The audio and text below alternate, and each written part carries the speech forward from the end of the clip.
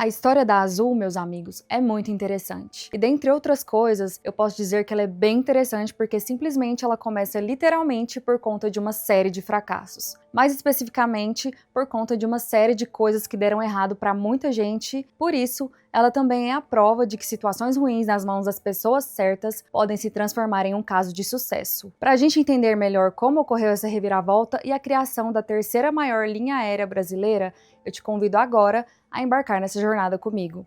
Eu sou a Beatriz Salles e seja muito bem-vindo ao VP Capital.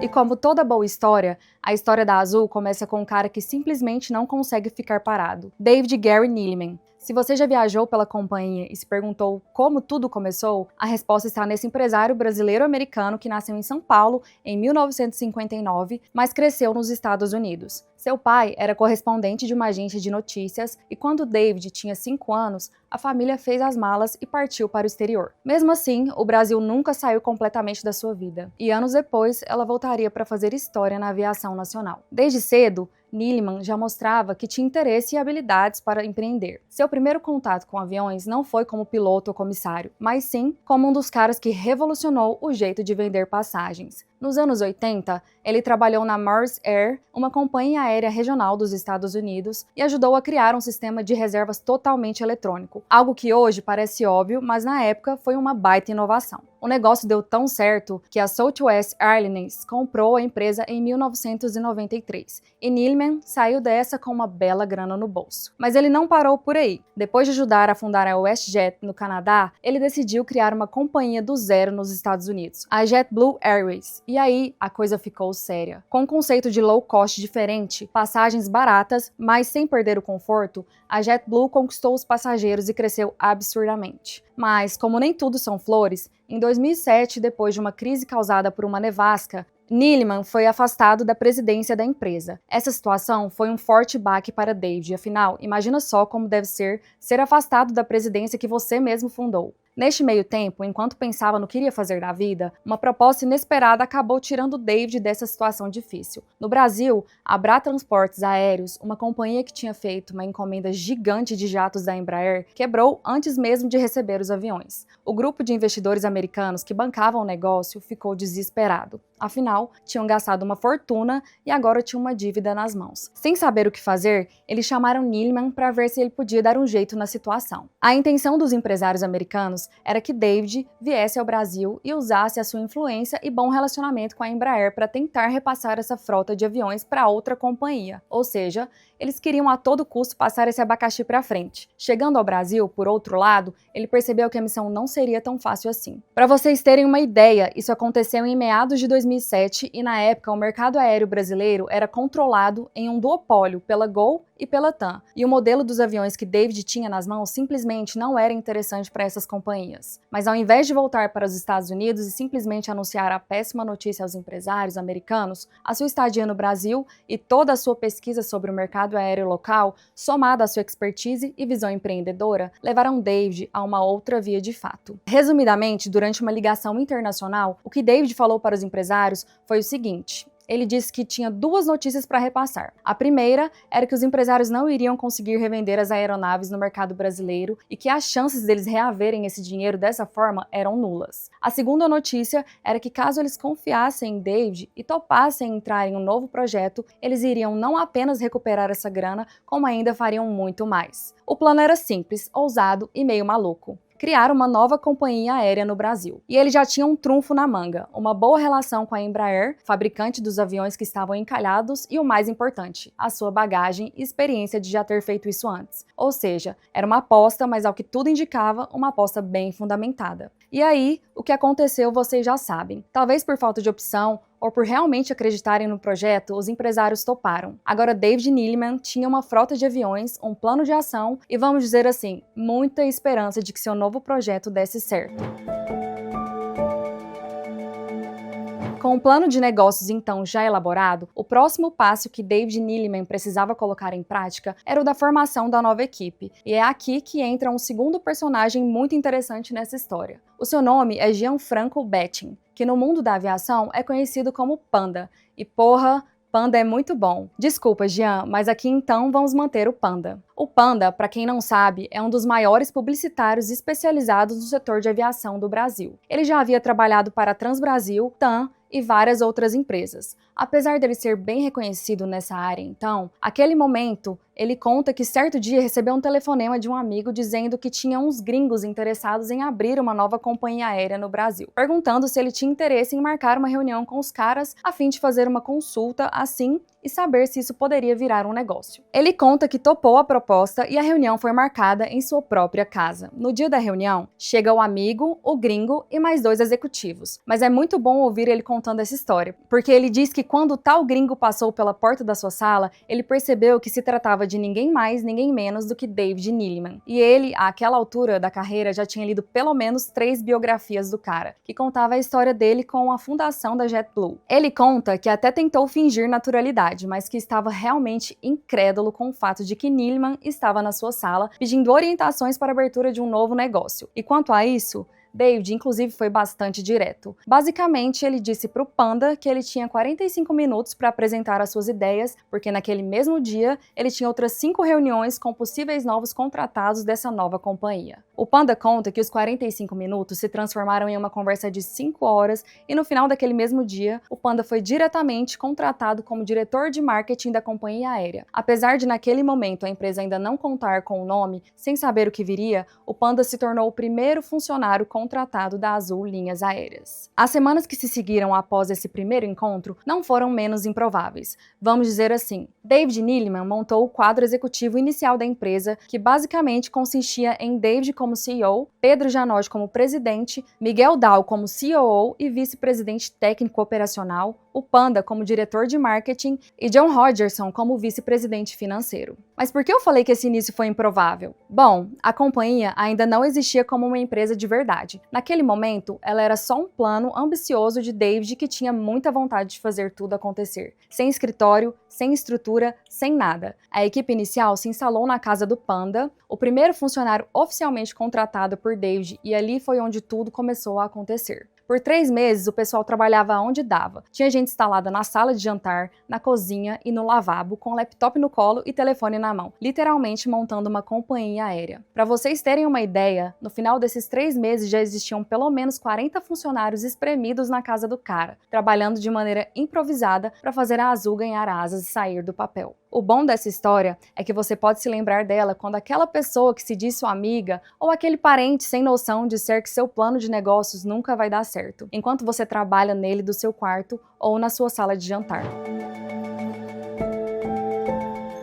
Como toda nova empresa, o plano de ação da nova companhia aérea que estava para nascer era focado em sanar as dores dos viajantes brasileiros que as suas atuais concorrentes estavam deixando a desejar. Na época, como eu falei aqui, existia um duopólio entre a Gol e a TAM, que juntas controlavam mais de 85% de todo o mercado. Com isso, a Gol, que tinha a proposta de ser uma low cost, já estava relaxada e por isso constantemente aumentava os valores das passagens aéreas. Já a TAM, que tinha como proposta oferecer um serviço melhor, com o tempo vinha devendo em qualidade. Pensando nisso, a ideia era criar uma companhia aérea onde o preço das passagens fossem competitivos e a qualidade do serviço fosse superior ao já ofertado. Nascia assim a cultura da Azul, baseada no que David chamava de um círculo virtuoso. Para David, o papel dos novos donos da empresa era cuidar muito bem de seus executivos para que estes cuidassem da mesma maneira de seus funcionários. Os funcionários, por sua vez, deveriam dedicar toda a sua atenção em cuidar de maneira humanizada dos clientes, porque eram os clientes que cuidariam dos donos da empresa. Dentro dessa dinâmica, a companhia, que ainda não tinha um nome oficial, nascia com 3 grandes diferenciais de mercado. Como eu disse aqui, a qualidade do serviço era uma prioridade e, por isso, ao invés de adotarem um modelo padrão de atendimento aos clientes dentro da aeronave, os tripulantes da empresa recebiam orientações para tratar cada cliente de maneira humanizada e personalizada. Isso significa o fim do bom dia e boa tarde automatizado, tripulantes em posições forçadas e bordões pré-decorados. O Brasil é um país que não valoriza tanto formalidades, dizia o Panda. O negócio aqui funcionaria bem melhor caso o cliente se sentisse à vontade e seguro dentro da aeronave. Além dessa nova abordagem de atendimento, a companhia, por força do destino, acabou instalando seu principal hub de voos no aeroporto de Campinas. Hoje em dia, a empresa admite que essa estratégia foi uma ótima decisão para o negócio, mas na época as coisas não foram bem assim. Acontece que o plano inicial de David era colocar a companhia aérea para operar principalmente no aeroporto de Santos Dumont, no Rio de Janeiro, o que é natural, uma vez que a cidade é basicamente a mais movimentada do país, juntamente com São Paulo no requisito aeroportos. Mas como nem tudo são flores na vida do empresário, na época o atual governador do estado do Rio, Sérgio Cabral Filho, dificultou a concessão de atuação da companhia no aeroporto. Isso porque, como a gente sabe, no Brasil tudo é politicagem e naquele momento o governador tinha interesse em concentrar o maior número possível de operações no Galeão porque ele tinha planos de privatizar o aeroporto. Enfim, politicagens à parte, o plano de lançar a companhia no aeroporto de Santos Dumont foi por água abaixo e a única alternativa foi procurar novas opções de aeroportos. Depois de todo o impasse, ir para o Galeão, como queria o Cabral, não era uma opção para David.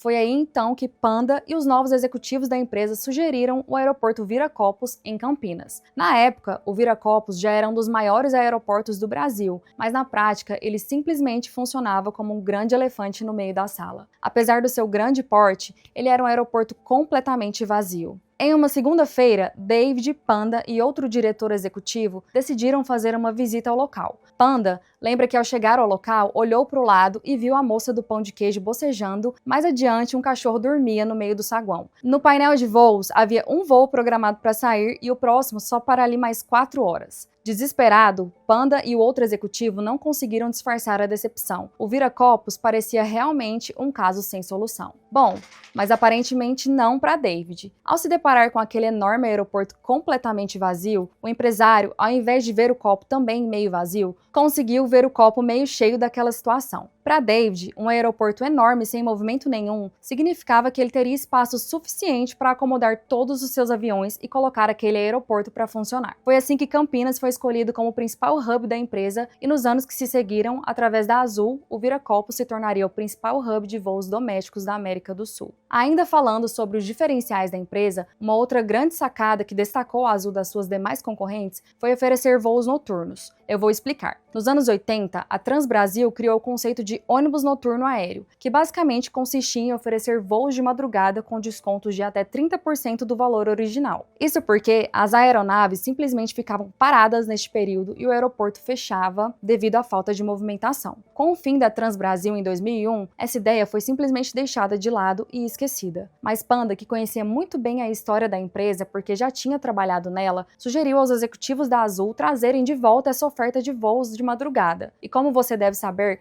ela funcionou tão bem que até as concorrentes adotaram esses horários novamente para se tornarem mais competitivas. Dentre outros diferenciais que a Azul se propôs a trazer também, lá no seu plano de negócios, e que vale a pena citar aqui, foi de trabalhar com capilaridade. Ou seja, enquanto suas maiores concorrentes operavam voos entre no máximo 60 cidades brasileiras, a Azul passou a oferecer rotas e destinos antes nunca explorados, se instalando em aeroportos menores em cidades que fogem das rotas das capitais. A companhia oferece atualmente voos entre mais de 100 destinos, o que muitas vezes a torna única ou a melhor opção para voar para muitas cidades brasileiras.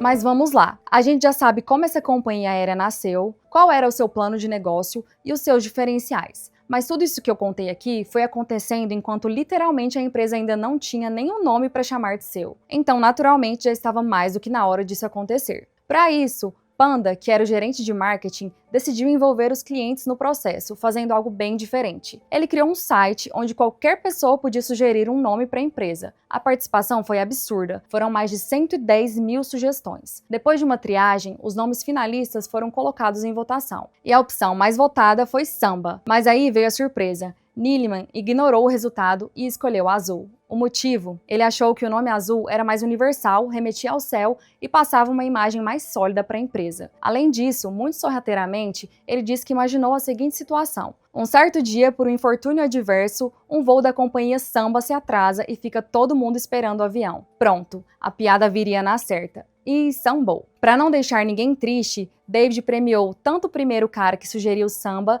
quanto o que sugeriu Azul, com passagens vitalícias para eles e um acompanhante. Nada mal, né? Em novembro de 2008, a Azul finalmente recebeu a ANAC, a Agência Nacional de Aviação Civil, o certificado de homologação de empresas de transporte aéreo. Traduzindo, agora eles podiam oficialmente vender passagens e levantar voo. O primeiro voo da Azul decolou em 15 de dezembro de 2008, saindo de Campinas, do Viracopos, para Salvador. No mesmo dia, a companhia também estreou a rota Campinas-Porto Alegre. Para quem olha de fora, parece pouco, mas foi um passo gigantesco. O começo foi frenético e a Azul conseguiu um feito impressionante. Em menos de um ano de operação, já tinha transportado mais de 1 milhão de passageiros. Esse crescimento explosivo deixou todos bem animados, mas o que viria a seguir seria ainda maior. Assim que a companhia começou a operar, já ficou claro que o modelo de negócios era um sucesso. O público comprou a ideia da Azul: aviões menores, maior capilaridade de destinos, atendimento diferenciado e preços competitivos. Mas não era só isso. A Azul não queria apenas ser uma opção barata. Ela queria fidelizar os clientes. Foi aí que, em 2009, a companhia lançou o Tudo Azul, seu programa de fidelidade. A grande sacada foi que, ao invés de acumular milhas como nos programas tradicionais, o Tudo Azul funcionava baseado no valor da passagem, ou seja, quanto mais você gastava, mais pontos acumulava, independentemente da distância voada. Além disso, a empresa também começou a apostar no transporte de carga aérea, criando a Azul Cargo Express. A ideia era otimizar o espaço disponível nos porões dos aviões comerciais e permitir que empresas e pessoas comuns enviassem encomendas de forma rápida. Aos poucos, essa divisão cresceu e se tornou uma das mais importantes fontes de receita da Azul. Com o sucesso do projeto veio a expansão. Em 2010, a Azul atingiu a marca de 10 milhões de passageiros transportados, algo impressionante para uma empresa que ainda nem tinha 2 anos completos de operação. Mas como a vida não é um morango, principalmente na aviação, a Azul sabia que para crescer ainda mais, precisaria enfrentar um desafio enorme: o duopólio TAM e Gol. Foi aí que, em 2012, a Azul fez um movimento estratégico que mudaria tudo: a fusão com a Trip Linhas Aéreas. A Trip era, até então, a maior companhia aérea regional da América Latina, com uma malha aérea complementar à da Azul. Na época, as duas companhias praticamente gastavam energia e recursos para disputar entre si. Entenda, elas tinham portes similares, modelos de negócios parecidos e operavam com o mesmo modelo de avião. Até que, em 2012, as duas empresas perceberam que haviam 2 possíveis desfechos para essa relação de rivalidade. Elas poderiam se destruir ou darem as mãos. É clichê, eu sei. Mas olha só o que resultou dessa união. Com a junção das duas marcas, a companhia dobrou a sua frota de aviões e, consequentemente, se tornou a terceira maior do país, naquela ocasião. O mercado viu essa fusão como um passo genial e, ao invés de ficarem disputando os mesmos passageiros, decidiram se unir e crescer juntas. A operação foi aprovada pelo CADE e pela ANAC entre 2012 e 2013, e aos poucos a Trip foi sendo completamente incorporada à Azul. A esse ponto, como você deve imaginar, a Azul já havia feito as suas movimentações e em 2017 decolou de vez no mundo dos negócios ao abrir o seu IPO. A companhia, naquele ano, lançou suas ações nas bolsas de São Paulo e Nova York sob o ticker Azul. Em janeiro de 2020, a Azul anunciou a compra da TwoFlex, uma companhia aérea regional sediada em Jundiaí, São Paulo, especializada em serviços de táxi aéreo e transporte de cargas. O negócio, avaliado em 123 milhões de reais, ampliou a malha aérea da Azul, adicionando 36 novos destinos e garantindo 14 slots no aeroporto de Congonhas, em São Paulo. Depois da compra, a TwoFlex foi rebatizada como Azul Conecta. Atualmente, a companhia aérea mantém sede oficial em Barueri, São Paulo, e segue expandindo suas operações. Recentemente, por exemplo, a Azul tem estado no centro das atenções devido às negociações para uma possível fusão com a Gol Linhas Aéreas. Essa união, se concretizada, resultaria na maior companhia aérea do Brasil, controlando cerca de 60% do mercado doméstico. O presidente da Azul, John Rodgerson, acredita que essa fusão fortaleceria o setor de aviação brasileiro, ampliando o número de rotas disponíveis e melhorando a eficiência operacional. No entanto, a fusão ainda depende de aprovações regulatórias e enfrenta debates sobre possíveis impactos na concorrência